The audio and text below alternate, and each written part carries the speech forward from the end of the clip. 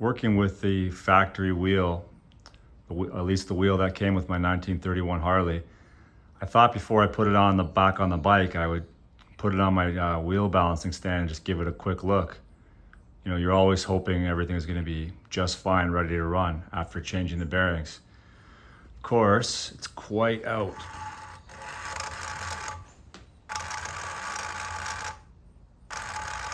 It's quite out of round. Side to side. It's got quite a wobble.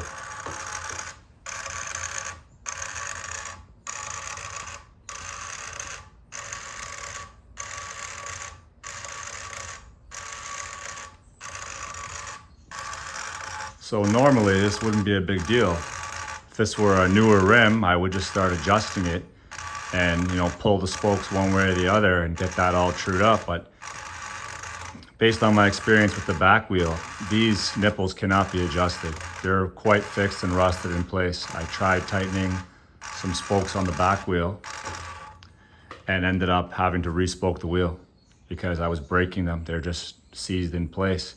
Now this wheel is in much better shape than my back wheel. I've got absolutely no loose spokes, and while they're rusted, everything's got good integrity. This rim is round, but you know, it's out. And this is the unfortunate thing I mentioned in my last video, can of worms. Now I have to cut all these spokes out. If I wanted to make it perfect, I have to cut all these spokes out, respoke this wheel, and then reassemble everything. And you know, you're losing more originality.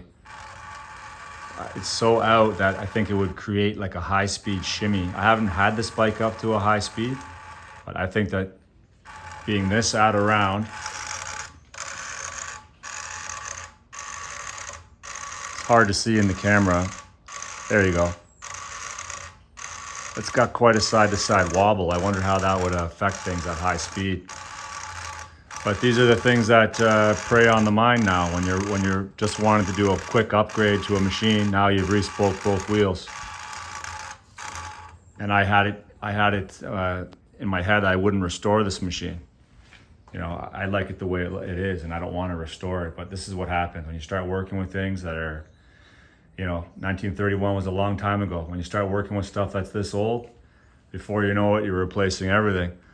So I got to sit on this tonight now and think about it. Can I live with it being that out of whack? I've tried to tighten the nipples, and based on my experience last time, even when soaking them in oil for a few weeks, they're just too stiff, and you know, you're risking, they might go eventually, they might not, but based on how far we're out here and the adjustments that I need to do, you know, to do it right, I'd be looking at respoking this wheel. And I don't find the spokes to be the same as the ones from Harley. You know, I wasn't entirely happy with the other spokes I got. They're never quite like the factory. The metal is of a thinner construction. The angles are, you know, the angles are a little longer. The nipples are a little longer. Sorry, the spoke heads are a little bit longer and don't sit. It just feels like it doesn't sit as good as the factory. The angles are a little bit off, and the metal is weaker. You're never getting that original Harley quality, especially from that time period. So the last thing I want to do is respoke this wheel, but I don't know what other choice I have, honestly.